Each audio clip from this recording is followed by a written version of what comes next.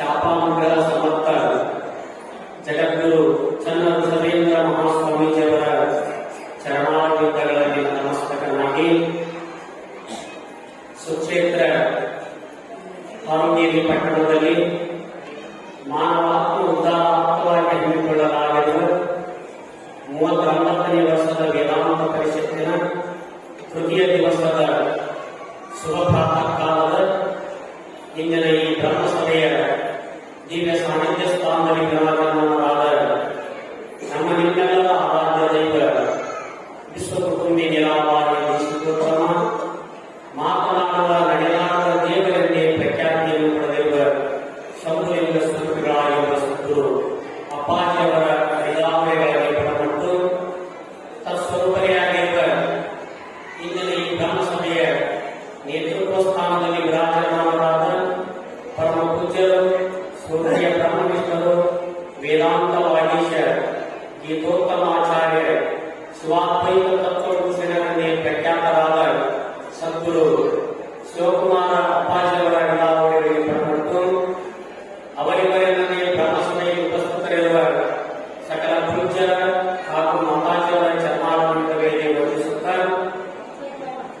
ಮಹಾತ್ಮರ ಉಪದೇಶಾಮೃತವನ್ನಾಲಿಸಿ ಪರಮ ಪವಿತ್ರವಾದ ಈ ಮನುಷ್ಯ ಜನ್ಮವನ್ನು ಕಲ್ಯಾಣ ಮಾಡಿಕೊಳ್ಳಬೇಕೆಂಬ ಸದಿಚ್ಛೆಯಿಂದ ಇಲ್ಲಿ ಸಮಾವೇಶಗೊಂಡಿರುವ ಶಿವಸ್ವರೂಪಿಗಳೇ, ನಿಮ್ಮೆಲ್ಲರಿಗೂ ಅನೇಕ ವಂದನೆಗಳನ್ನು ನೀಡುತ್ತಾ ಇಂದಿನ ಚಿಂತನೆಯಲ್ಲಿ ಪಾಲ್ಗೊಳ್ಳೋಣ. ಚಿಂತನೆಗೆ ಅಧಿಕರಣವಾಗಿರತಕ್ಕಂಥ ವಿಷಯ ಕೇನೋಪನಿಷತ್ತಿನ 2ನೇ ಖಂಡದ 5ನೇ ಮಂತ್ರವನ್ನು ಆಧಾರವಾಗಿಟ್ಟುಕೊಂಡು ಎಲ್ಲ ಪೂಜ್ಯರು ನಮಗೆ ತಿಳಿಯಪಡಿಸ್ತಾ ಇದ್ದಾರೆ. ಇಲ್ಲಿ ಇಹ ಚೈತನ್ಯೇತಿ ತತ ಸತ್ಯಮಸ್ತಿ ನೋ ಚೈತನ್ಯೇತಿ ಮಹತಿ ವಿನಷ್ಟಿ ಭೂತೇಷು ಭೂತೇಷು ವಿಚಿತ್ಯ ಧೀರಾ ಪ್ರೇತ್ಯಸ್ಮಾತ್ ಲೋಕಾ ಅಮೃತಾ ಭವಂತಿ ಎಂದ ಮಂತ್ರ. ನಾವೆಲ್ಲರೂ ಕೂಡ ಪರಮ ಪವಿತ್ರವಾಗಿರತಕ್ಕಂಥ ಈ ಮನುಷ್ಯ ಜನ್ಮವನ್ನು ಪಡೆದುಕೊಂಡು ಬಂದಿದ್ದೇವೆ. ಜಂತುನಾಂ ನರಜನ್ಮ ದುರ್ಲಭಂ. ಶಂಕರ ಭಗವತ್ಪಾದರು ಹೇಳಿದರು, ಈ ಮನುಷ್ಯ ಜನ್ಮ 84 ಲಕ್ಷ ಜೀವರಾಶಿಗಳಲ್ಲಿ ಈ ಮನುಷ್ಯ ಜನ್ಮ ಅನ್ನೋದಲ್ಲ, ಇದು ಬಹಳ ಶ್ರೇಷ್ಠವಾದದ್ದು, ಬಹಳ ಪರಮ ಪವಿತ್ರವಾದದ್ದು. ಆದ್ದರಿಂದ ಇಂಥ ಮನುಷ್ಯ ಜನ್ಮ ಬಂದಾಗ ತುಳಸಿದಾಸ ಹೇಳಿದ, ಈ ಮನುಷ್ಯ ಜನ್ಮ ನಿಮಗೆ ಸುಮ್ಮನೆ ನಮಗೆ ಸಿಕ್ಕಿಲ್ಲ, ಬರೀ ಭಾಗ ಮಾನಸ ಭಾವ ಸುರ ದುರ್ಲಭ ಸದ್ಗ್ರಂಥನ ಕಾವ ಸಾಧನ ಧಾಮ ಮೋಕ್ಷಕರ ದ್ವಾರ. ಬಹಳ ಸುಂದರವಾಗಿ ಹೇಳ್ಕೊಂಡ್ರು, ಬರೀ ಭಾಗ ಮಾನಸ ಭಾವ. ನಾವು ಹಿಂದಿನ ಜನ್ಮಗಳಲ್ಲಿ ಸತ್ಕರ್ಮಗಳನ್ನು ಪುಣ್ಯ ಕರ್ಮಗಳನ್ನು ಮಾಡಿದ್ದರಿಂದ ಈ ಶ್ರೇಷ್ಠವಾಗಿರತಕ್ಕಂಥ ಮನುಷ್ಯ ಜನ್ಮವನ್ನು ಪಡೆದುಕೊಂಡು ಬಂದಿದ್ದೇವೆ. ಸುರದುರ್ಲಭ ಸದ್ಗ್ರಂಥನ ಕಾವ. ಇದು ದೇವತೆಗಳಿಗೂ ಕೂಡ ಈ ಮನುಷ್ಯ ಜನ್ಮ ಅಂತಕ್ಕಂಥದ್ದು ದುರ್ಲಭ. ಇದಕ್ಕೆ ಯಾಕೆ ಇಷ್ಟು ಕಿಮ್ಮತ್ತ ಐತಿ? ಈ ಮನುಷ್ಯ ಜನ್ಮಕ್ಕೆ ಯಾಕೆ ಇಷ್ಟು ಬೆಲೆ ಅಂತಂದ್ರೆ ಸಾಧನ ಧಾಮ ಮೋಕ್ಷಕರ ದ್ವಾರ. ಇದು ಹೆಂಗದ ಅಂತಂದ್ರೆ ಸಾಧನ ಧಾಮ. ನಾವು ಈ ಮನುಷ್ಯ ಜನ್ಮ ಬಂದಾಗ ಇದು ಒಂದು ಜಂಕ್ಷನ್ ಇದ್ದಂಗೆ. ಮನುಷ್ಯ ಜನ್ಮ ಅಂತಕ್ಕಂಥದ್ದು ಒಂದು ಜಂಕ್ಷನ್ ಇದ್ದಂಗೆ. ಈಗ ಒಂದು ಜಂಕ್ಷನ್ ನಲ್ಲಿ ಎಲ್ಲ ಕಡೆ ಹೋಗಬೇಕು. ನಾವು ಹುಬ್ಬಳ್ಳಿ ಜಂಕ್ಷನ್ ಅಥವಾ ರಾಯಗಢ ಜಂಕ್ಷನ್ ಇತ್ತು ಅಂತಂದ್ರೆ ನೀವು ಪೂರ್ವಕ್ಕೂ ಹೋಗ್ಬೋದು, ಪಶ್ಚಿಮಕ್ಕೂ ಹೋಗ್ಬೋದು, ಉತ್ತರಕ್ಕೂ ಹೋಗ್ಬೋದು, ದಕ್ಷಿಣಕ್ಕೂ ಹೋಗ್ಬೋದು. ಹಂಗೆ ಈ ಶ್ರೇಷ್ಠವಾದ ಮನುಷ್ಯ ಜನ್ಮ ಬಂದಾಗ ನಾವು ಪುಣ್ಯ ಕರ್ಮಗಳನ್ನು ಮಾಡಿ, ದಾನ ಧರ್ಮ ಸತ್ಕಾರ್ಯಾದಿಗಳನ್ನು ಮಾಡಿ, ಗುರು ಸೇವಾದಿಗಳನ್ನು ಮಾಡಿ, ಗುರುವಿಗೆ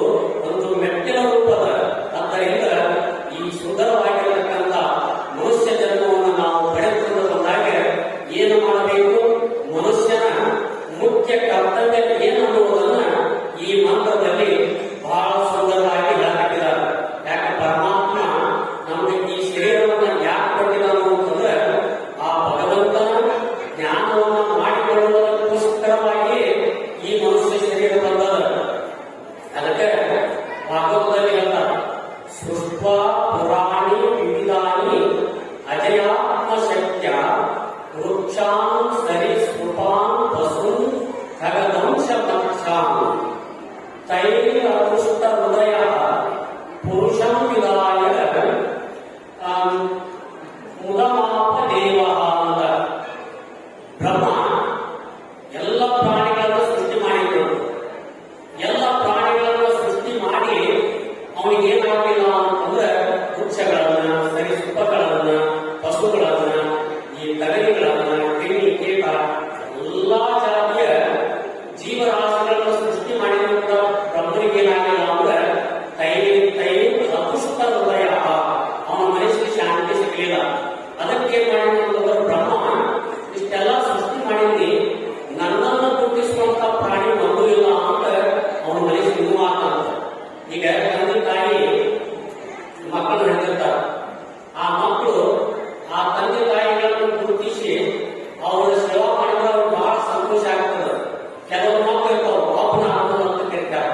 ತಂದೆ ತಾಯಿ ತಮ್ಮ ಬಂಧು ಬಳಗ ಯಾರನ್ನೂ ಗುರುತಿಡಿಯಕ್ಕಾಗುವುದಿಲ್ಲ ಆ ಮಕ್ಕಳಿಗೆ. ಅಂತ ಮಕ್ಕಳನ್ನು ನೋಡಿದಾಗ ತಂದೆ ತಾಯಿಗೆ ಏನಾಗ್ತದೆ? ದುಃಖ ಆಗ್ತದೆ. ಹಂಗೆ ಪರಮಾತ್ಮನು ಕೂಡ ದುಃಖ ಆಗಿದೆ. ಅವಾಗ ಏನ್ ಮಾಡಿದ ಅಂತಂದ್ರೆ ಮನುಷ್ಯನನ್ನ ಪುರುಷಾಂಕಿದಾಯ, ಈ ಮನುಷ್ಯನನ್ನ ಸೃಷ್ಟಿ ಮಾಡಿದಾಗ ಈ ಮನುಷ್ಯ ಏನ್ ಮಾಡಿದ ಅಂತಂದ್ರೆ ಆ ಬ್ರಹ್ಮನನ್ನ ತಿಳಿಯುವಂತ ಶಕ್ತಿ ಈ ಮನುಷ್ಯನಿಗೆ ಇದೆ ಅಂತ ತಿಳ್ಕೊಂಡು ಬ್ರಹ್ಮನಿಗೆ ಬಹಳ ಸಂತೋಷ ಆಯ್ತಂತ. ನಮಗೆ ಪುಣ್ಯಾತ್ಮರೇ ಬಹಳ ಶ್ರೇಷ್ಠವಾಗಿರ್ತಕ್ಕಂಥ ಈ ಮನುಷ್ಯ ಜನ್ಮ. ಆದ್ದರಿಂದ ಇಹಜೇ ಅವೇದಿ ಮತಸತ್ಯಮಸ್ತಿ.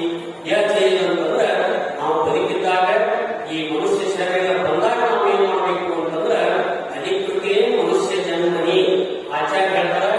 ಈ ಮನುಷ್ಯ ಜನ್ಮದಲ್ಲಿ ಅಧಿಕಾರವನ್ನು ಹೊಂದಿದಾಗ ಸಮರ್ಥರಿದ್ದಾಗ ನಾವು ಏನ್ ಮಾಡಬೇಕು ಅಂತಂದ್ರೆ ಅವೇದಿ ಅಸತ್ಯಮಸ್ತಿ, ಈ ಶರೀರದಲ್ಲಿ ಇರತಕ್ಕಂಥ ಸತ್ಯ ವಸ್ತುವನ್ನ, ಪರಮಾತ್ಮ ವಸ್ತುವನ್ನ ಸಾಕ್ಷಾತ್ಕಾರ ಮಾಡ್ಕೊಂಡ್ವಿ ಅಂದ್ರೆ, ತಿಳ್ಕೊಂಡ್ವಿ ಅಂತಂದ್ರೆ ಅದರ ಲಾಭ ಏನು ಅಂತಂದ್ರೆ ಅದರಂತ ಲಾಭ ಆತ್ಮಲಾಭ ಪರಮಲಾಭೋ ನ ವಿದ್ಯತೆ ಅಂತ ಆಚಾರ್ಯರು ಬಂದಿದ್ದಾರೆ.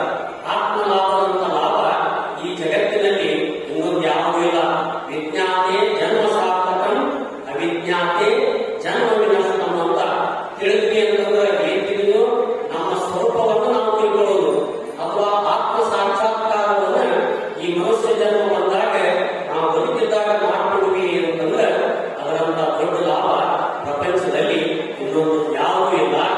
ನೋಚೆ ಒಂದು ವೇಳೆ ತಿಳಿದೇ ಹೋದ್ರೆ ಏನಾಗ್ತದ ಅಂತಂದ್ರೆ ನೋಚೆ ಅವೇದಿ ಮಹತೀ ವಿನಷ್ಟಿ. ಒಂದು ವೇಳೆ ನಾವು ಇಂಥ ಶ್ರೇಷ್ಠವಾಗಿರ್ತಕ್ಕಂಥ ಮನುಷ್ಯ ಜನ್ಮವನ್ನು ಪಡೆದುಕೊಂಡು ಬಂದು ಕೂಡ ಆತ್ಮ ಸಾಕ್ಷಾತ್ಕಾರವನ್ನು ಮಾಡಲಾರದೆ, ಮಾಡಿಕೊಳ್ಳಲಾರದೆ ಮರದಂತೆ ಹುಟ್ಟಿ ಮರ